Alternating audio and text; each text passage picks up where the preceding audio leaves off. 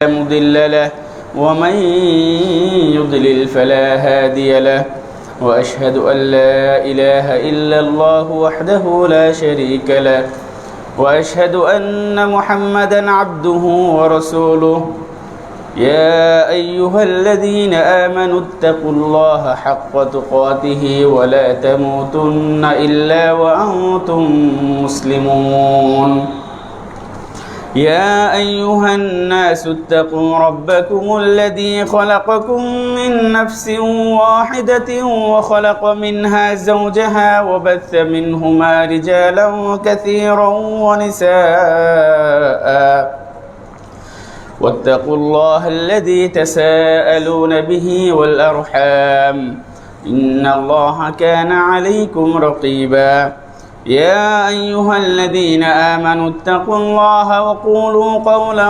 سديدا يصلح لكم أعمالكم ويغفر لكم ذنوبكم ومن يطع الله ورسوله فقد فاز فوزا عظيما أما بعد فإن خير الحديث كتاب الله وخير الهدي هدي محمد صلى الله عليه وسلم وشر الأمور محدثاتها وكل محدثة بدعة وكل بدعة ضلالة وكل ضلالة في النار فأعوذ بالله من الشيطان الرجيم بسم الله الرحمن الرحيم ادع إلى سبيل ربك بالحكمة والموعظة الحسنة وجادلهم بالتي هي أحسن إن ربك هو أعلم بمن ضل عن سبيله وهو أعلم بالمهتدين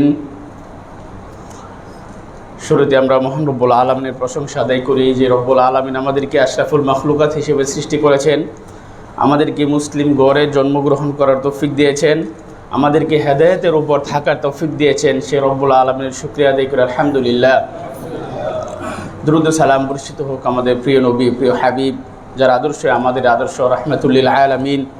আমরা দুরুদ পড়ি সাল্লাল্লাহু আলাইহি ওয়াসাল্লাম। অতঃপর সম্মানিত উপস্থিতি, আজকে আপনাদের সামনে যে বিষয়ে কথা বলবো সেটা হলো যে প্রত্যেক মানুষকেই একজন দায়ী হওয়া উচিত। প্রত্যেককেই রাসূল সাল্লাল্লাহু আলাইহি সাল্লাম যে রিসালাত, যে দায়িত্ব আল্লাহ তাআলার পক্ষ থেকে পেয়েছিলেন তা তিনি পৌঁছে গেছেন আমাদের কাছে। কিন্তু বর্তমান পরিস্থিতিতে দাওয়াতের অনেক অভাব রয়েছে, দাওয়াতের অনেক প্রয়োজন রয়েছে, যেটা আমরা দেখতে পাই। তো দাওয়াত সংক্রান্ত বিষয়ে এই দাওয়াতের গুরুত্ব ইনশাল্লাহ নিয়ে কথা বলবো। মা তৌফিক ইল্লা বিল্লাহ। প্রিয় ভাইয়েরা, দাওয়া শব্দটা আমরা সকলেই পরিচিত সকলের কাছে। আর দাওয়া, আর দাওয়ার এটা মূলত কিসে থেকে আসছে? শব্দটা মূলত দাল আইন ওয়াও তা, দাওয়া। এটাকে যে দায়ী বা যে আল্লাহর পথে মানুষকে আহ্বান করে তাকে বলা হয় দাইয়া বা দাঈ, দাঈ ইলাল্লাহ। আমরা যেটা অনেকেই জানি যে আল্লাহর দিকে মানুষকে আহ্বানকারী। এর বহুবচন হলো দুআত। দাঈ বা দাইয়ার বহুবচন হলো দুআত, জমা। এর শাব্দিক অর্থ হলো অনেক। এই দাওয়া এর সব শাব্দিক অর্থ অনেক। আল্লাহর দিকে আহ্বান করা বা কোনো দিকে মানুষদেরকে ডাকা বা আল্লাহ তাআলার কাছে দোয়া করা, কোনো কিছু মানুষের কাছে চাওয়া, এরকম অনেক আছে। যেমন কোরআনে দু একটা বলি, যেমন আল্লাহ তাআলা বলেন উদউ রাব্বাকুম তাদাররুআ ওয়া খুফিয়া। এখানে অর্থ হলো যে তুমি তোমার রবের নিকট ডাকো বিনয়ের সাথে, চুপি সারে, চিল্লাইয়া ফাল্লাইয়া না। তাদাররুআ ওয়া খুফিয়া, গোপনে চুপি সারে বিনয়ের সাথে তুমি তোমার রবকে বা তোমরা তোমাদের রবকে ডাকো। এখানে আমরা মানে কি আল্লাহকে ডাকা, নিজে নিজে ডাকা, আমরা এখানে অর্থ পাইলাম। যেমন আরেকটা অর্থ আছে, যেমন উদউ ইলা রব্বিকা, তুমি তোমার রবের দিকে মানুষকে আহ্বান করো। উদউ ইলা সাবিলি রব্বিকা, এখানে অর্থ হলো কি তুমি তোমার রবের দিকে মানুষকে আহ্বান করো, অর্থাৎ অন্যকে তোমার রবের পথে আহ্বান করো, তোমার রবের পথে ডাকো। তাহলে আমরা শাব্দিক অর্থ পাইলাম। পারিভাষিক অর্থ দাওয়ার, যেটা আমরা স্বাভাবিকভাবে যেটা আমরা অনেক অর্থ থেকে যে ইসলামের প্রচার প্রসার, নাশরুল ইসলাম বা নাশরুদ দাওয়া বা তাবলীগুদ দাওয়া, যে ইসলামের প্রচার প্রসারটাকেই পারিভাষিক করতে আমরা দাওয়া বলতে পারি। তাহলে দাওয়ার আল্লাহর দিকে যে দাওয়াত, এটার হুকুমটা কি? যেমন হুকুম বলতে আমরা কি বুঝি? ওয়াজিব, ফরজ, সুন্নত, বৈধ, জায়েজ, নাজায়েজ, এরকম 5-6টা হুকুম আছে। তা আল্লাহর দিকে মানুষকে আহ্বান করে এর হুকুমটা কি? এটা ওয়াজিব। কেউ বলছে ফরজে আইন, কেউ বলছে এটা ফরজে কিফায়া। ফরজে কিফায়া মানে কি? কিছু মানুষ আদায় করলে হয়ে যাবে। ফরজে আইন মানে সকলের উপর আবশ্যক, তবে সাধ্য মতো সকলের উপর ওয়াজিব দাওয়াত, আল্লাহর পথে মানুষকে ডাকা, আহ্বান করা, যার যতটুকু এলেম আছে, জ্ঞান আছে, সে অনুযায়ী সকলের উপরে ওয়াজিব। যেমন আমার কোরআন থেকে নেই যে আল্লাহ তাআলা বলেন, ওয়ালতাকুম মিনকুম উম্মাতুন ইয়াদউনা ইলাল খায়রি ওয়া ইয়ামুরুনা বিল মা'রুফ ওয়া ইয়ানহাউনা আনিল মুনকার, যে তোমাদের মধ্যে একটা দল থাকা উচিত, একটা গোষ্ঠী থাকা উচিত, সম্প্রদায় থাকা উচিত, যারা মানুষকে আল্লাহর পথে আহ্বান করবে। তার মানে এটা নির্দিষ্ট কোনো সময়ের জন্য না যে রাসূল আমাদেরকে দাওয়াত দিয়ে গেছে এরপরে শেষ, বন্ধ হয়ে গেছে, নিজের মতো ধর্ম পালন করলাম। এটা নির্দিষ্ট সময়ের জন্য না, নির্দিষ্ট কালের জন্য না, নির্দিষ্ট স্থানের জন্য না, সব সময়ের জন্যই এটা কি আপনার প্রযোজ্য। তোমাদের মধ্যে একটা দল, একটা সম্প্রদায়, একটা গোষ্ঠী থাকবে যারা মানুষকে আল্লাহর পথে আহ্বান করবে, অসৎ পথ থেকে মানুষদেরকে নিষেধ করবে। এখানে যে ওয়ালতাকুম মিনকুম, এই মিনকুমের মধ্যে দিয়া যারা মুফাসসির তারা অনেকে বলছে এই শব্দটা দিয়ে, কেউ বলছে ফরজে কিফায়া, কেউ বলছে ফরজে আইন। আরেকটা আয়াত আমরা দেখি, আল্লাহ তাআলা বলেন যে ওয়ামা কানাল মুমিনুনা লিয়ানফিরু কাফা ফালাউলা নাফারা মিন কুল্লি ফিরকাতিন মিনহুম তাইফা। এখানে আল্লাহ তাআলা বুঝাইতে চাচ্ছেন যে রাসূলের যুগে যে সকলেই তোমরা জিহাদের জন্য বের হইবে না, আল্লাহর পথে যুদ্ধ করার জন্য সকলেই বের না হয়ে তোমাদের মধ্যে একটা দল থাকা উচিত, যারা এলেম অর্জন করবে, মানুষকে আল্লাহর পথে আহ্বান করবে, মানুষকে সতর্ক করবে, তারা যেন পাপ কাজ থেকে, গুনাহ থেকে, অন্যায় পথ থেকে তারা যেন বেঁচে থাকতে পারে। আমরা আরো কয়েকটা আয়াত যদি দেখি আরো স্পষ্ট হবে যে আল্লাহ তাআলা সূরা মাইদার ৬৭ নম্বর আয়াতে বলেন, ইয়া আইয়ুহার রাসূল বাল্লিগ মা উনজিলা ইলাইকা মির রাব্বিক। আল্লাহ তাআলা তার রাসূলকে আদেশ করতেছে যে বাল্লিগ মা উনজিলা ইলাইকা মির রাব্বিক, তোমার রবের পক্ষ থেকে যা তোমার কাছে নাজিল করা হয়েছে সেটা তুমি তাবলীগ করো, মানে প্রচার করো, তুমি সেটা দাওয়াতি কাজ করো। সেদিকে রাসূলের উপরেই নাকি আমাদের উপরেও আছে, একটু পরে আসবে। তা আল্লাহ তাআলা বলতেছে ওয়া ইল্লাম তাফআল ফামা বাল্লাগতা রিসালাতা, যদি তুমি এটা না করো তাহলে তুমি তোমার রিসালাতটা তুমি পৌঁছাইতে পারো নাই। আর যদি তুমি কাজ করো, আল্লাহু ইয়াসিমুকা মিনান নাস। দেখেন সুবহানাল্লাহ, যে যদি তুমি দাওয়াতি কাজ করো বিপদ আপদ তো আসবেই, তাহলে কি হবে? আল্লাহু ইয়াসিমুকা মিনান নাস, মানুষ থেকে আল্লাহ তাআলা তোমাকে রক্ষা করবে। সেটা রাসূলকে রক্ষা করবে নাকি আপনাকে আমাকেও রক্ষা করবে। আমিও যদি আল্লাহর পথে দাওয়াত দিই, বিপদ আপদে আল্লাহ তাআলা রাসূলকে যেমন রক্ষা করছে, রাসূলের পরবর্তী সাহাবাদেরকে যেমন হেফাজত করছে, আজ পর্যন্ত কিয়ামত পর্যন্ত যারাই আল্লাহর পথে মানুষকে দাওয়াত দেবে, বিপদ আপদ থেকে আল্লাহ তাআলা তাকে হেফাজত করবে। এটা আল্লাহ তাআলা বলে দিয়েছেন।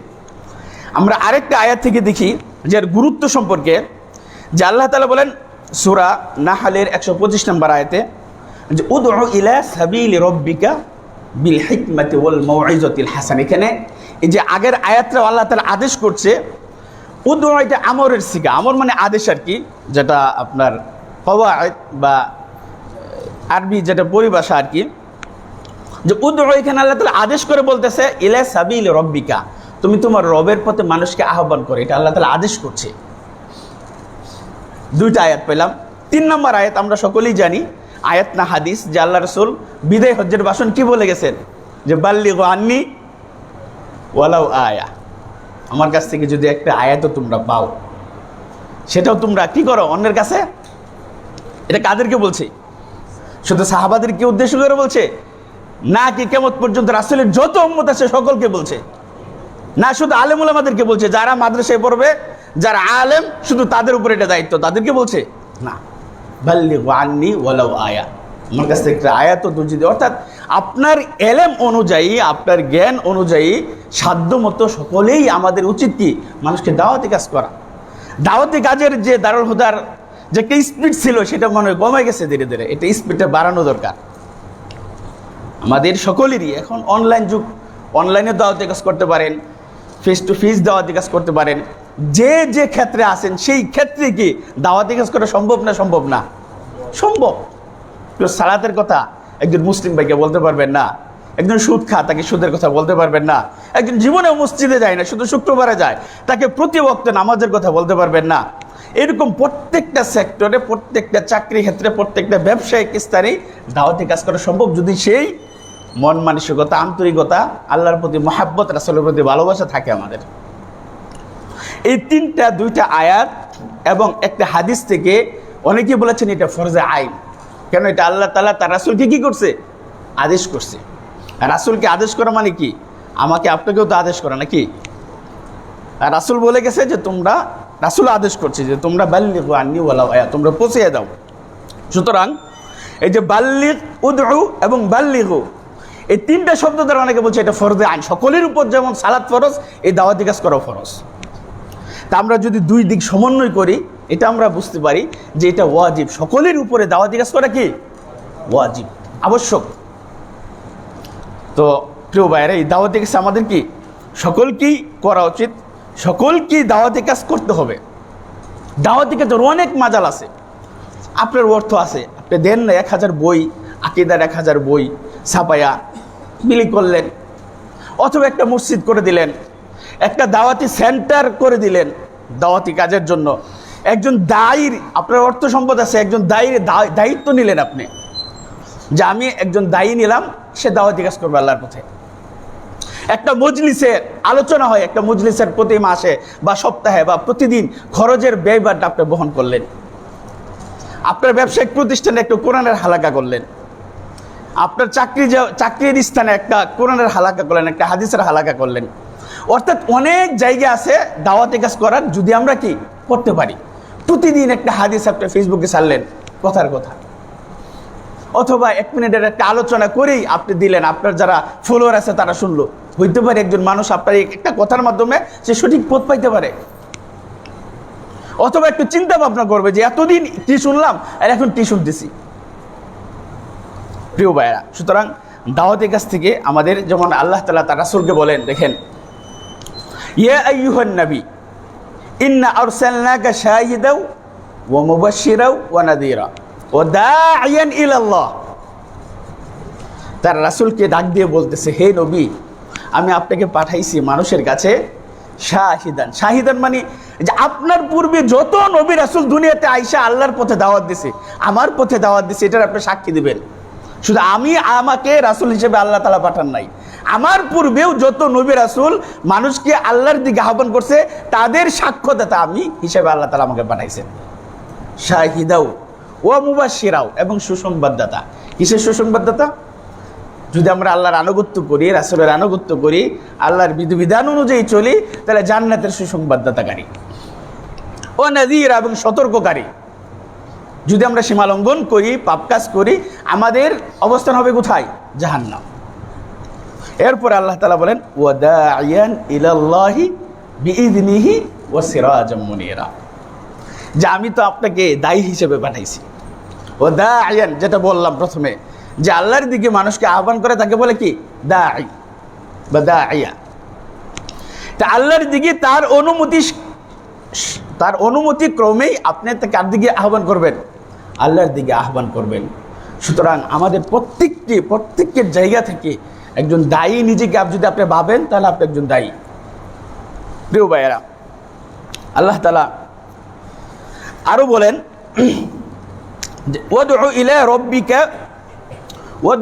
ইলা রব্বিকা, তুমি তোমার রবের দিকে মানুষকে আহ্বান করো। ওয়া ইন্নাকা লাআলা হুদাম মুস্তাকিম, নিশ্চয়ই তুমি সঠিক পথের উপরে আছো। সঠিক পথের উপর থেকে মানুষকে সেই সঠিক পথের দিকে কি করা উচিত? আহ্বান করা উচিত না? আপনি একাই বাঁচবেন, একাই জান্নাতে যাবেন, একাই সঠিক আমল করবেন, একাই সঠিক আকীদার উপরে থাকবেন। অন্য কেউ দাওয়াত দেওয়া উচিত আপনার সাধ্য মতনে, যার অবস্থান থেকে সাধ্য মতনে দাওয়াত দেওয়া উচিত। শুধু দাওয়াত দিলে হবে না। আল্লাহ তাআলা আরো বলেন, রাসূলকে বলেন যে ইন্নামা উমিরতু আনা আবুদা রাব্বা হাযিহিল বালদাতিল্লাযী হাররামাহা ওয়া লাহু কুল্লু শাই ওয়া উমিরতু আন আকুনা মিনাল মুসলিমিন। দাওয়াতও দিতে হবে, আবার ইবাদতও করতে হবে। শুধু দায়ী সাজলে হবে না, ইবাদতও কি করতে হবে। প্রিয় ভাইয়েরা, যেন আমরা পূর্ববর্তী কয়েকজন নবী রাসূলের ঘটনা থেকে যদি আমরা দেখেন, আল্লাহ তাআলা যেমন নূহ আলাইহিস সালামকে বলছিলেন যে ওয়ালাকাদ আরসালনা নূহান ইলা কওমিহি ফাকালা ইয়া কওমি ইবুদুল্লাহা মা লাকুম মিন ইলাহিন গায়রু। নূহ আলাইহিস সালামের ঘটনাটা বলে দিয়েছেন যে সে তার কওমকে বলছিল, হে আমার সম্প্রদায়, তোমরা এক আল্লাহর ইবাদত করো। নূহ আলাইহিস সালাম সে মানুষকে আল্লাহর পথে আহ্বান করছিল। আল্লাহ তাআলা নূহ আলাইহিস সালামের কথাটা কোটেশন করে আমাদের কোরআনে কি করছে তিনি উল্লেখ করে দিয়েছে। সালেহ আলাইহিস সালাম তাকে পাঠাইছিলেন কোন সম্প্রদায়ের কাছে? সামুদ জাতির কাছে। তিনি তার সম্প্রদায়কে দাওয়াত দিয়েছিলেন যে তোমরা আল্লাহর দিকে আল্লাহর ইবাদত করো, এক আল্লাহর কি করো? ইবাদত করো। হুদ আলাইহিস সালামকে পাঠাইছিলেন কাদের কাছে? আদ জাতির কাছে। তারা সকলেই সীমা লঙ্ঘনকারী জাতি ছিল। আর আল্লাহ তাআলার দিকে আহ্বান করার জন্য সেই আদকে আল্লাহ তাআলা পাঠাইছিলেন। এরকমভাবে প্রত্যেক যুগেই তিনি একজন করে দায়ী অর্থাৎ নবী অথবা রাসূল পাঠাইছেন। একজন নবী অথবা রাসূল অথবা কোনো সৎ ব্যক্তি যেন মানুষ অন্যায় থেকে বেঁচে থাকতে পারে। আল্লাহ তাআলা বলেন যে ওয়ালাকাদ বাআসনা ফি কুল্লি উম্মাতিন, যে আমি প্রত্যেকটা উম্মতের কাছে রাসূল পাঠাইছি। কি জন্য পাঠাইছি? যে আনি আবুদুল্লাহ ওয়াজতানিবুত তাগুত, আল্লাহর ইবাদত করো, তাগুত থেকে বেঁচে থাকো। আল্লাহর ইবাদত করি আমরা অনেকেই, কিন্তু পাপ কাজ থেকে বাঁচতে পারতেছি না। আল্লাহ তাআলা যে বলছে যে তোমরা আল্লাহর ইবাদত করো এবং কি তাগুত থেকে বেঁচে থাকো। তাগুত মানে কি? শুধু শয়তানি তাগুত। আমরা কোথায় কাজে, চোখে, মুখে, নাকে, হাতে, পায়ে, অন্তরে, চিন্তা ভাবনায়, সর্বক্ষেত্রে মনে যে রঙ্গে রঙ্গে আমাদের পাপ করতেছে। আমরা শুধু ইবাদত করলে হবে না, পাপ কাজ থেকেও কি করতে হবে? বেঁচে থাকতে হবে। প্রিয় ভাইয়েরা, তাহলে প্রত্যেকটা রাসূল যেমন দায়ী ছিল, প্রত্যেকটা নবী যেমন দায়ী ছিল, আমাদের প্রত্যেকে এরকম কি হওয়া উচিত? একজন করে দায়ী হওয়া উচিত। আল্লাহ তাআলা বলেন তার রাসূলকে যে কুল হাদিহি সাবিলি আদউ ইলাল্লাহ আলা বাসীরাতিন আনা ওয়া মান ইত্তাবা'আনি। হে রাসূল, আপনি বলে দিন হাদিহি সাবিল, এটা আমার পথ, আদউ ইলাল্লাহ, আমি মানুষকে আল্লাহর পথে ডাকি। এটা যে কত বড় একটা মহৎ গুণ, যে মানুষকে আল্লাহর প্রতি ডাকা, আহ্বান করা। শুধু নিজে ডাকে না, আলা বাসীরাতিন মানে জেনে শুনে বুঝে জ্ঞান অর্জন করে, আদউ ইলাল্লাহি আলা বাসীরাতিন, জেনে শুনে সজ্ঞানে এলেম অনুযায়ী আমি আল্লাহর পথে মানুষকে কি করি? ডাকি। আনা ওয়া মান ইত্তাবা'আনি, আমি এবং যারা আমার অনুসারী। আল্লাহ রাসূল এবং কি যারা তার অনুসারী। তার অনুসারী কারা ছিল? যারা তার পাশে ছিল, যারা সাহাবারা। তাহলে রাসূল যদি এবং রাসূলের সাহাবারা যদি আল্লাহর পথে মানুষদেরকে ডাকে, আহ্বান করে, আজকে সাহাবা নাই, আজকে তাবিঈ নাই, আজকে রাসূল নাই, আজকে বড় বড় যারা আইম্মে মুজতাহিদিন তারা নাই, আজকে বর্তমানে যারা আছে তাদের উপর আবশ্যক আল্লাহর পথে মানুষকে কি করা? সাধ্যমতো ডাকা। মানে কি বলবেন, অন্যায়, অবিচার, জুলুম এত বেড়ে গেছে, নাউযুবিল্লাহ, এত বেড়ে গেছে। মানুষের নীতি নৈতিকতা, ঈমান, আকীদা, আল্লাহর বই, জান্নাতের আশা, জাহান্নামের বই একদম মনে হয় যে মানুষের মন থেকে উঠে গেছে। এই জন্য এখন মনে হয় যে আসলে ফরদে আইনি মনে হয়ে গেছে যে আল্লাহর পথে মানুষকে দাওয়াত দেওয়া। আমার কাছে মনে হয় এটাই, যে এখন এমন একটা পরিস্থিতি হয়েছে যে প্রত্যেকের উপর উচিত যে মানুষকে, আপনি আপনার পরিবারটাকে ঠিক করেন না, আপনার পরিবারের মধ্যে যেই দুষ্কৃতিকারী, যে অন্যায়কে অবিচারকারী, সাধ্যমতো চেষ্টা করেন, আল্লাহর কাছে দোয়া করেন এবং সাধ্যমতো তাকে বুঝান না। প্রিয় ভাইয়েরা, তাহলে এই হলো। এখানে বলেন যে আল্লাহ তাআলা আরো বলেন যে ওয়াল তাকুম মিনকুম উম্মাহ ইয়াদউনা ইলাল খায়রি, যে তোমাদের মধ্যে থেকে, যেমন বলছিলাম আগে, যে একটা দল থাকা উচিত যারা মানুষকে আল্লাহর পথে ডাকে, কল্যাণের দিকে ডাকে। তো সেই দলের কি অন্তর্ভুক্ত আপনি হতে চান না? যারা মানুষকে কল্যাণের দিকে ডাকে, আহ্বান করে আল্লাহর দিকে, সেই দলের মধ্যে কি আপনি থাকতে চান না? যদি থাকতে চাই তাহলে কি করতে হবে? আমি আমার সাধ্য অনুযায়ী, আমার যতটুকু এলেম আছে যতটুকু জানি আমি ততটুকু তো এলেম মানুষকে পৌঁছাই দিতে পারবো, বলতে পারবো, এতটুকু দায়িত্ব কি আপনি নেন না? আল্লাহ তাআলা বলেন কুনতুম খায়রা উম্মাহ, তোমরাই সর্বশ্রেষ্ঠ জাতি, সর্বশ্রেষ্ঠ উম্মত। তার মানে উম্মত তো আরও ছিল, মুসা আলাইহিস সালামের জাতি ছিল, ঈসা আলাইহিস সালামের জাতি ছিল, ইব্রাহিম আলাইহিস সালামের জাতি ছিল, নূহ আলাইহিস সালামের জাতি ছিল, কত নবী রাসূল আল্লাহ পাঠাইছে। সকল নবীদের উম্মত ছিল, যেমনভাবে মুহাম্মদ সাল্লাল্লাহু আলাইহি সাল্লামের উম্মত আমরা। কিন্তু আল্লাহ তাআলা বলতেছে খায়রু কুনতুম খায়রু উম্মাহ, তোমরাই সর্বশ্রেষ্ঠ জাতি, মানে সর্বশ্রেষ্ঠ উম্মত তোমরা। সর্বশ্রেষ্ঠ উম্মত হয়ে আপনি কি করলেন? রাসূলের জন্য কি করলেন? রাসূল সর্বশ্রেষ্ঠ নবী, সেই সর্বশ্রেষ্ঠ নবীর সর্বশ্রেষ্ঠ উম্মত আপনি। তা আপনি কি করলেন সর্বশ্রেষ্ঠ জাতি হয়ে? নিজেকে প্রশ্ন করি না, তাহলেই তো আমি বুঝতে পারবো। তাহলে সর্বশ্রেষ্ঠ জাতি যেমন আল্লাহ তাআলা আমাকে বানাইছে, এটা একটা নিয়ামত, সুবহানাল্লাহ। অন্য উম্মতের মধ্যেও তো অন্য নবীর উম্মত আল্লাহ আপনাকে বানাইতে পারতেন, কিন্তু আপনাকে সর্বশ্রেষ্ঠ নবীর সর্বশ্রেষ্ঠ উম্মত বানাইছে। তো এইটাও তো একটা বড় নিয়ামত, নাকি নিয়ামত না এটা? সুবহানাল্লাহ। তো নিয়ামতের শুকরিয়া আদায় করতে পারবেন? নিয়ামতের শুকরিয়া আদায় করতে পারবো না আমরা। এই জন্য আমাদের সাধ্যমতো আমরা আল্লাহর পথে মানুষকে ডাকি, আহ্বান করি। আল্লাহ তাআলা আমাদেরকে সেই তৌফিক দান করুক, আল্লাহুম্মা আমিন।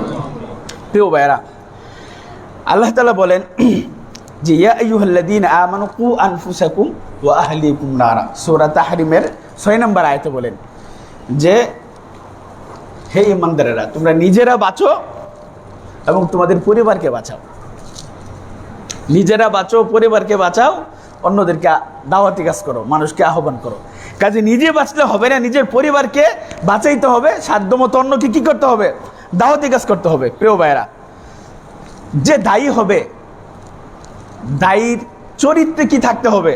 ওই রাগ করলে চলবে না, তারপরে কর্কশ বাসে হলে চলবে না, চরিত্রবান হইতে হবে। যে মানুষকে আল্লাহর দিকে ডাকবে, সে রাগ করলে তার কথা শুনবে। কোথায় কোথায় যদি বলেন তুই কাফের হয়ে গেছস, নামাজ পড়স না, বেনামাজি তুই কাফের, তুই হারামখোর, তুই সুদখোর, ওই আপনার কথা শুনবে। চরিত্রবান হইতে হবে, আপনাকে বিনয়ী হতে হবে। রাসূলের যে চরিত্র ছিল সেই চরিত্র আমাদের হইতে হবে। আজকে তো দেখি আমরা যে দাবি করি নিজেকে অনেক কিছু, কিন্তু অন্যকে যখন বলি তখন তাকে একদম সাফাই করে দিই। তাহলে কোথায় রাসূলের আদর্শ আপনার মধ্যে থাকলো? আপনি যে রাসূলের কথা বলতেছেন, আল্লাহর কথা বলতেছেন, রাসূলের চরিত্র কেটা ছিল?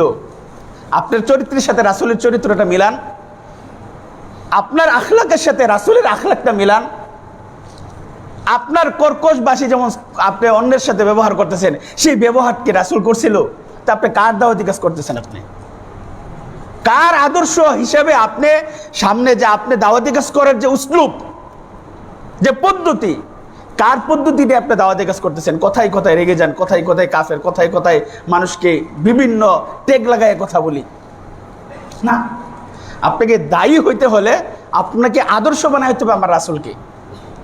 রাসূল যে চরিত্রের অধিকারী ছিল, রাসূলের ভিতরে রাসূলকে যেমন আল্লাহ দায়ী হিসেবে পাঠাইছে, তাই সে যে গুণাবলী, তার ভিতরে যে বৈশিষ্ট্য ছিল, 100% না আসুক 50% তো আনতে পারেন। ধীরে ধীরে আপনি নিজের ভিতরে অ্যাপ্লাই করেন না, কিন্তু তা আমরা করতে জানি না, তা আমরা করতে জানি না। প্রিয় ভাইয়েরা, তাহলে সেই চরিত্রবান হইতে হবে, আখলাকের অধিকারী হইতে হবে, নরম মনের অধিকারী হইতে হবে, অন্যকে কথা বলার সুযোগ দিতে হবে, ছাড় দেওয়ার মন মানসিকতা নিজের ভিতরে তৈরি করতে হবে, আদালত করতে হবে, তাওয়াজুন, ন্যায় বিচার হইতে হবে, ঠিক আছে, নিজেকে পাপ কাজ থেকে বেঁচে থাকতে হবে। তারপরে দায়ের একটা বৈশিষ্ট্য হলো যে অবশ্যই তাকে একমাত্র আল্লাহর সন্তুষ্টির জন্য এবং রাসূলের তরিকাটা যেন থাকে। আল্লাহর সন্তুষ্টি আছে, কিন্তু কোন তরিকে আপনি দাওয়াত দেবেন, কোন মানহাজে, কোন পদ্ধতিতে, কার সিলেবাসে আপনি দাওয়াত দিবেন, সেটা তো আপনার থাকতে হবে। সেই সিলেবাসটা যেন রাসূলের সিলেবাস হয়, সে পদ্ধতিটা যেন রাসূলের পদ্ধতি হয়, সে অনুকরণ যেন রাসূলের অনুকরণ হয়। তাহলে সেই দাওয়াতে কাজ করেন, দায়ীর যে গুণাবলী, যে ফজিলত, যে সওয়াব, সেটা আপনি কি পাইবেন। প্রিয় ভাইয়েরা, আসলে এই দাওয়াতি কাজের 3টা বা 4টা মূলনীতি মনে করেন যে মেন বিষয় আর কি, যেটা একটা হলো যে দাঈ, যে মুবাল্লিগ বা মুআল্লিম, যে মানুষকে আল্লাহর দিকে আহ্বান করে, একে বলে কি দাঈ বা মুবাল্লিগ বা মুআল্লিম, শিক্ষক। আপনি এই পথের শিক্ষক, এটা একটা, যে দাঈ মাদউ মানে যার কাছে আপনি দাওয়াত দিবেন। 3-4টা পরিভাষা। একটা হলো দাঈ, যে দাওয়াত দেয় আল্লাহর পথে, আর মাদউ বলে যা কাছে আপনি দাওয়াত দিবেন তাকে বলে মাদউ। দুই অবস্থায় আপনাকে বুঝতে হবে। আপনি যার কাছে দাওয়াত দেবেন তার অবস্থা, তার পরিবেশ, তার পরিস্থিতি যদি আপনি না বুঝেন, সে কোন জায়গায় বাস করে সেই যদি আপনি না বুঝেন, তাহলে আপনি দাওয়াতি কাজ করতে পারবেন? এগুলো আপনাকে বুঝতে হবে। আপনি যাকে দাওয়াত দিবেন তার মেন্টালিটি আপনাকে বুঝতে হবে। সে কোন মানহাজের, সে কোন আকীদার, সে কি বিশ্বাস করে সেটা আপনাকে বুঝতে হবে। সে কোন এলাকায় বসবাস করে, তার পরিবারের অবস্থা কি, এটা আপনাকে বুঝতে হবে। হুট করে আপনি যে আকীদা, যে মানহাজ, যে পরিস্থিতির উপর আছেন সেটা তার আপনাকে ছেড়ে দিলেন, হবে না, এতে বিপরীত হবে। এই জন্য অবস্থা বুঝতে হবে। দাঈ মাদউ, দুই অবস্থায় কি, মাদুর অবস্থা বুঝতে হবে। বিষয়বস্তুটা কি, কোন বিষয়ে আপনাকে তাকে দাওয়াত দিবেন সেই বিষয়টা আপনাকে ঠিক করতে হবে। প্রথম যদি আমরা বলি ইসলাম, যে ইন্নাদ-দীনা ইনদাল্লাহিল ইসলাম, তাই না? যে প্রত্যেকটা মানুষকে ইসলামের দাওয়াত দিতে হবে, তাওহীদের। প্রথম যে আল্লাহ রাসূল যে দাওয়াতের কথা বলছে সেটা কিসের কথা বলছে? তাওহীদের কথা বলছে, যে এক আল্লাহর ইবাদত করতে হবে, একত্ববাদের কথা বলছে। 3টা বিষয় গেল। একটা হলো দাঈ মাদউ, 3 নম্বর হলো যে বিষয়বস্তু, 4 নম্বর হলো পদ্ধতি, উসলুব, উসিলা, যে কোন পদ্ধতিতে, কোন মানহাজে, কোন তরিকে আপনি মানুষকে আল্লাহর পথে দাওয়াত দিবেন। এই 4টে বিষয় আমাদেরকে কি করতে হবে? ঠিক করতে হবে। 4টে বিষয় ছাড়া যদি দাওয়াত দেন, আরও অনেক বিষয় আছে, তাহলে কি আমরা সফল হতে পারবো না। সব জায়গার অবস্থা বুঝতে হবে। আচ্ছা, আমরা এখন কয়েকটা বিষয় জানি, যে যদি মানুষকে আল্লাহর পথে দাওয়াত দেনের ফজিলতটা কি, এটা তো আমাদের জানা উচিত। যে আমরা মানুষকে সকলকে দায়ী বানাই দিলাম, কিন্তু ফজিলতটা কি? দেখেন, 1 নম্বর হলো যে ওয়াজিফাতুর রাসূল। এই কাজটা কাদের কাজ? রাসূলদের কাজ, নবী রাসূলদের কাজ। কাজে নবী রাসূলদের কাজ যদি আপনি করেন, অবশ্যই এটা একটা মহান একটা কাজ, এটা বড় একটা কাজ। যেমন একটু আগে আয়াত বললাম যে আল্লাহ রাসূল বলতেছে কি, যে আমি আল্লাহর পথে মানুষকে ডাকি, আনা ওয়া মানিত্তাবাআনি, আমি এবং আমার যারা অনুসারী, তারা আমরা মানুষকে আল্লাহর পথে ডাকি। সুতরাং আমাকে, আপনাকে, প্রত্যেককেই আপনি নিজের ঘর থেকে শুরু করেন, আপনার এরপরে আপনার চাকরির জায়গা, আপনার ব্যবসায়িক স্থান থেকে শুরু করেন, আপনি যেখানে রিক্সা দিয়ে যাচ্ছেন বা গাড়ি দিয়ে যাচ্ছেন, আপনার পাশের সিটে একজন বসে আছে, আপনি ট্রেন দিয়ে যাচ্ছেন, আপনার পাশের সিটে একজন বসে আছে, 2 মিনিট 5 মিনিট কথা বললে কিন্তু তার অবস্থা আপনি বুঝতে পারবেন। এরপরে আপনি বললে কি, একটা কথা বললে কি আপনাকে মেরে ফেলবে, আপনাকে মার শুরু করবে? কাজেই আপনি সেই মেন্টালিটি হইতে হবে। প্রত্যেকটা জায়গায়, প্রত্যেকটা ক্ষেত্রে কি দাওয়াতি কাজ আমাদের করা উচিত, প্রিয় ভাইরা। তাহলে 1 নম্বর বললাম যে এটা নবী রাসূলদের কাজ। 2 নম্বর হলো যে এটা উত্তম একটা কাজ। যেমন আল্লাহ তাআলা বলেন সূরা ফুসসিলাতে 33 নম্বর আয়াতে বলেন যে ওয়ামান আহসানু কওলাম মিম্মান দাআ ইলাল্লাহ। ওর চেয়ে উত্তম কথা, ওর চেয়ে উত্তম বাণী আর কি হইতে পারে, যে মানুষকে, ওমান আহসানু কওলাম মিম্মান দাআ ইলাল্লাহ, যে মানুষকে আল্লাহর পথে আহ্বান করে, মানুষকে আল্লাহর কথা বলে, এর চেয়ে উত্তম কথা আর কি হইতে পারে? তার মানে যারা আল্লাহর পথে মানুষকে আহ্বান করে, দায়ী, তারা সর্বোত্তম ব্যক্তি, এবং সর্বোত্তম কথা তারা কি মানুষকে বলে। 2 নম্বর। 3 নম্বর হলো, দেখেন আল্লাহ রাসূল সাল্লাল্লাহু আলাইহি ওয়াসাল্লাম বলেন, মান দাআ ইলা হুদান কানা লাহু মিনাল আজরি মিসলু উজুরি মান তাবিআহু। যে ব্যক্তি মানুষকে সঠিক পথ দেখায়, সঠিক পথের দিশা দেখায়, তাহলে এই সঠিক আমল করে সে যে সওয়াব পাবে, সেই পরিপূর্ণ সওয়াব আপনার আমলনামায় আল্লাহ তাআলা দিয়ে দিবেন। সুবহানাল্লাহ। এবং আল্লাহ রাসূল বলেন কি, লা ইয়ানকুসু যালিকা মিন উজুরিহিম শাইআন, বিন্দু মাত্র কমতি দেওয়া হবে না ওই আপনার একটা কথার কারণে। সে যে আমল করলো, সে যে সঠিক পথ পাইলো, সে আমল করে যে সওয়াব পাবে, সে হেদায়েতের উপর থেকে সে যে নেকি পাবে, সেই নেকি আপনার আমলনামায় আল্লাহ তাআলা দিয়ে দিবেন। সুবহানাল্লাহ। তাহলে কি এটা ভালো একটা কাজ, এটা উত্তম একটা কাজ। অন্য হাদিসে আরো আছে, দেখেন যে মান দাল্লা আলা খায়রিন, মান দাল্লা আলা খায়রিন, যে একটা ভালো কাজের, ভালো আমলের পথ দেখায়, সেই ভালো কাজ করে সে যে সওয়াব পাবে, যে তাকে ভালো কাজের আদেশ করলো বা ভালো কাজের কথা বললো, সম পরিমাণ সওয়াব তার আমলনামায় আল্লাহ তাআলা দিয়ে দেবেন। সুবহানাল্লাহ। আমরা আরেকটা হাদিস দেখি, যেটা আমরা অনেকেই শুনি, যে আল্লাহ রাসূল বলেন যে ফাওয়াল্লাহি লিআইয়াহদিয়াল্লাহু বিকা রাজুলান ওয়াহিদান খায়রুল লাকা মিন হুমরিন নাম।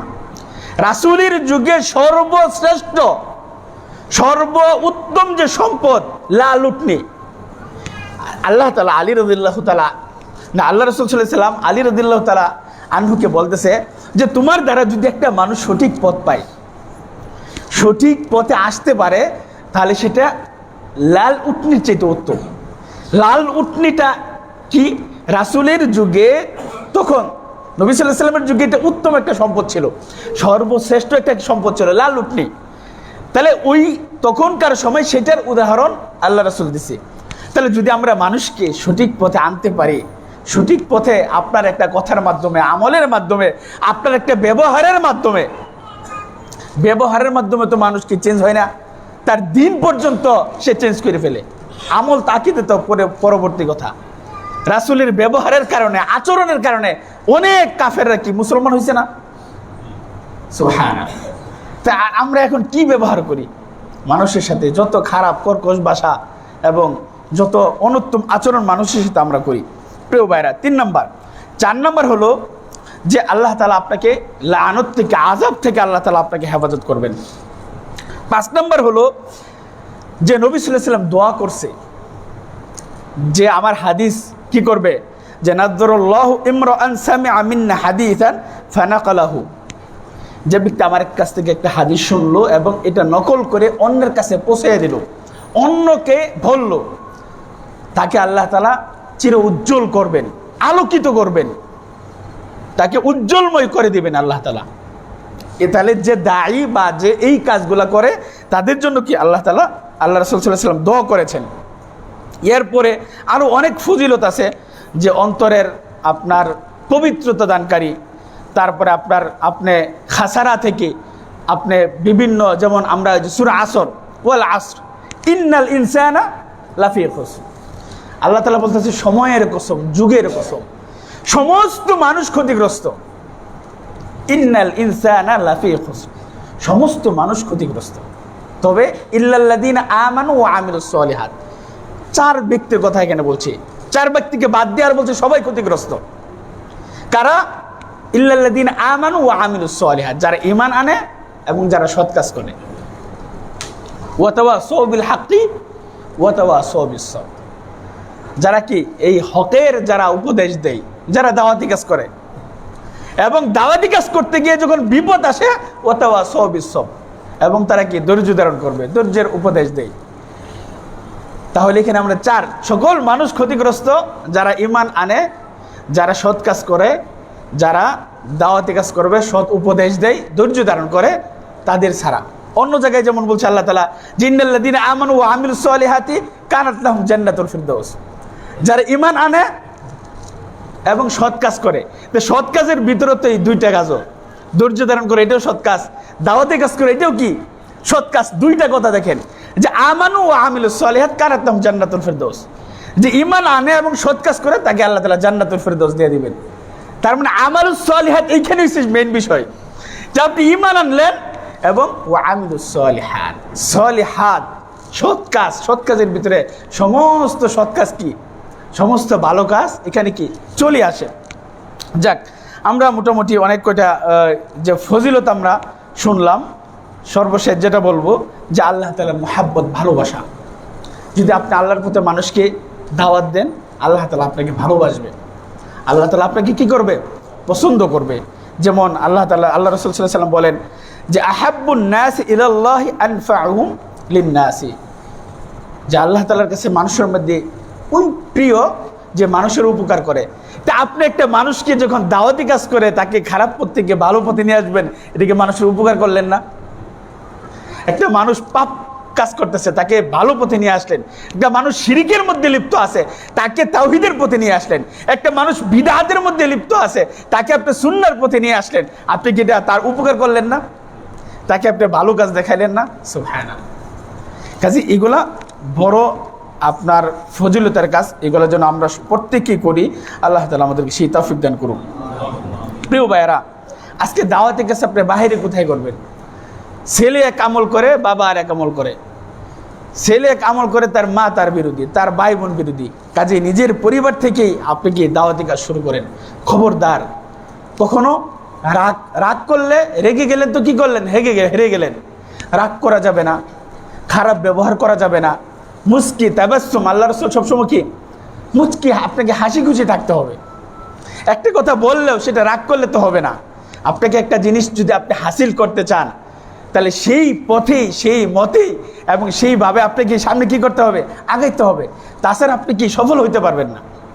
প্রিয় ভাইরা, তাহলে অনেক কথায় আমরা সর্বশেষ আমাদের মা বোনদের জন্য কয়েকটা কথা বলি, যে শুধু দায়ী কি পুরুষরাই হবে, নাকি যারা মা বোন আছে তাদেরকেও দাওয়াতি কাজ করতে হবে। আল্লাহ রাসূল সাল্লাল্লাহু আলাইহি ওয়াসাল্লামের সাথে আম্মাজান খাদিজা রাদিয়াল্লাহু তাআলা আনহা, তিনি কি না করেছেন, নিজের সম্পদ, নিজের শ্রম সব তিনি বিলিয়ে দিয়েছেন ইসলামের জন্য, দ্বীনের জন্য। আল্লাহ রাসূল কোথায় কোথায় হেরা গুহা পাহাড়, জাবালে নূর, সেইখানে গিয়ে তিনি খাবার নিয়ে গেছেন। সুবহানাল্লাহ। যখন তিনি জিবরাইল আলাইহিস সালামকে দেখে ভয় পেলেন, তিনি কিভাবে তাকে সান্ত্বনা দিয়েছেন, নিজের সম্পদ রাসূলকে সব কিছু দিয়ে দিলেন দ্বীনের জন্য। আল্লাহু আকবার।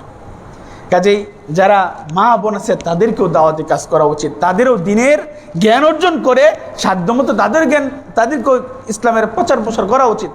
আজকে পুরুষরা যতটুকু দ্বীনের জ্ঞান অর্জন করতে পারে, আমাদের মা বোনরা অনেক দূরে পিছিয়ে আছে।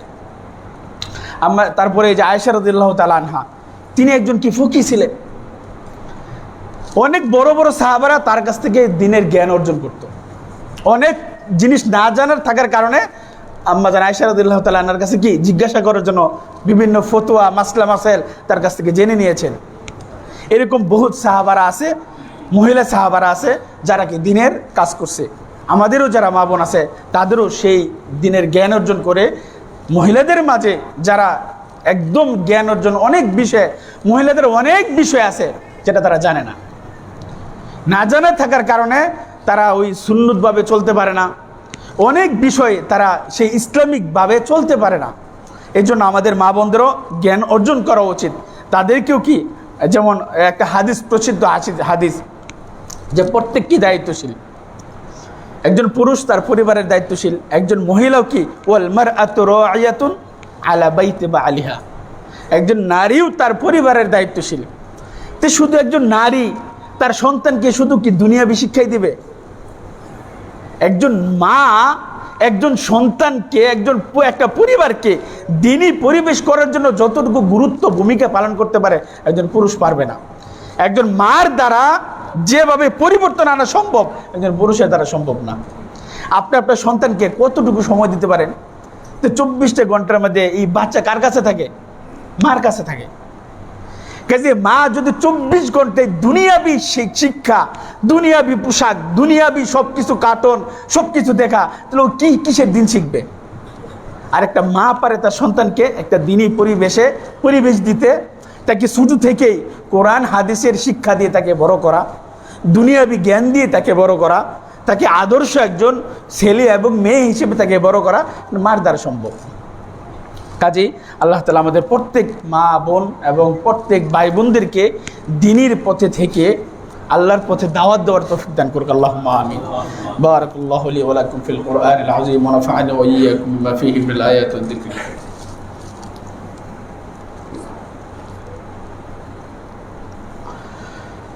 الحمد لله الذي علم بالقلم علم الإنسان ما لم يعلم والصلاة والسلام على نبينا محمد وعلى آله وأصحابه أجمعين أما بعد أعوذ بالله من الشيطان الرجيم ادع إلى سبيل ربك بالحكمة والموعظة الحسنة وجادلهم بالتي هي أحسن সর্বশেষ একটা আয়াত সূরা নাহলের 25 নম্বর আয়াতে আল্লাহ তাআলা দাওয়াতের একটা উসুল দেয়া দিয়েছেন। দেখেন যে উদউ ইলা সাবিলি রব্বিকা বিল হিকমাতি, যে তুমি উদউ ইলা সাবিলি রব্বিকা, তোমার রবের পথে রাখো বিল হিকমা।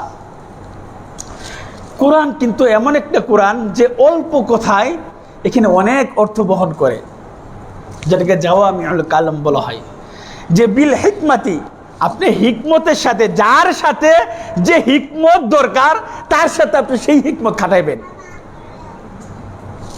উদউ ইলা সাবিলি রব্বিকা বিল হিকমাতি ওয়াল মাউইযাতিল হাসানাতি, উত্তম আচরণের মাধ্যমে, রাগারাগির মাধ্যমে নয়, খারাপ ব্যবহারের মাধ্যমে নয়। যারা প্রত্যেকেই আমরা যারাই দাওয়াতি কাজ করব, হিকমত ওয়াল মাউইজাতিল হাসানা, উত্তম আচরণ, উত্তম ব্যবহার, উত্তম কথা। ওয়াজাদিলহুম বিল্লাতি হিয়া আহসান, যদি তোমার সাথে তর্কে লেগে যায়, তর্ক বিতর্কে ঝগড়া লাগায় দেয়, তাহলে সেটাকে বিল্লাতি হিয়া আহসান, উত্তম পন্থাই যেন তর্কটা হয়, যেন মারামারির, তারপরে কাটাকাটি, রাগারাগি, একদম কথা বন্ধ হয়ে গেল, এরকম যেন কি পরিবেশ তৈরি না হয়। তা আল্লাহ তাআলা আমাদের প্রত্যেককেই একজন দায়ী হিসেবে কবুল করুক, আল্লাহুম্মা আমিন। আল্লাহ তাআলা আমাদেরকে দিনের পথে থেকে সৎ আমল করার তৌফিক দান করুক, আল্লাহুম্মা আমিন। আল্লাহ তাআলা আমাদেরকে শিরিক বিদআত থেকে বেঁচে থেকে তাওহীদ এবং সুন্নাহর উপর আমল করার তৌফিক দান করুক। প্রত্যেককে আমরা যেন ঈমানের উপরে, তাওহীদের উপরে মৃত্যুবরণ করতে পারি, আল্লাহ তাআলা আমাদেরকে সেই তৌফিক দান করুক। আল্লাহ তাআলা আমাদের এই বাংলাদেশে বা গোটা বিশ্বে যারাই বেপথে আছে, যারাই বিদআতের উপর আছে, যারাই তাওহীদ ছাড়া শিরিকের উপর আছে, সকলকে আল্লাহ তাআলা হেদায়েত দান করুক, আল্লাহুম্মা আমিন। আমাদের মধ্যে যারা অসুস্থ আছে, আল্লাহ তাআলা তাদেরকে সুস্থতা দান করুক। আমাদের মধ্যে যারা বিভিন্ন বিপদ আপদ বালা মুসিবত আছে, আল্লাহ তাআলা তাদেরকে হেফাজত করুক। ইন্নাল্লাহা ওয়া মালাইকাতাহু ইউসাল্লুনা আলান নবী ইয়া আইয়ুহাল্লাযীনা আমানু সাল্লু আলাইহি ওয়া সাল্লিমু তাসলিমা। আল্লাহুম্মা সাল্লি ওয়া সাল্লিম আলা আবদিকা ওয়া রাসূলিকা মুহাম্মদ ওয়া রাদিয়াল্লাহুম্মা আনিল খুলাফাইল আরবাআতির রাশিদিন। اللهم أعز الإسلام والمسلمين وأذل الشرك والمشركين ودمر أعداءك أعداء الدين. اللهم أرنا الحق حقا وارزقنا اتباعه وأرنا الباطل باطلا وارزقنا اجتنابه. اللهم ارحم موتانا واشف مرضانا وتول أمرنا. اللهم اجعلنا هداة مهتدين غير ضالين ولا مضلين. اللهم إنا نسألك علما نافعا ورزقا طيبا وعملا متقبلا. اللهم إنا نسألك الهدى والتقى والعفاف والغنى. إن الله يأمر بالعدل والإحسان وإيتاء ذي القربى وينهى عن الفحشاء والمنكر والبغي يعظكم لعلكم تذكرون. سبحان ربك رب العزة عما يصفون وسلام على المرسلين والحمد لله رب العالمين.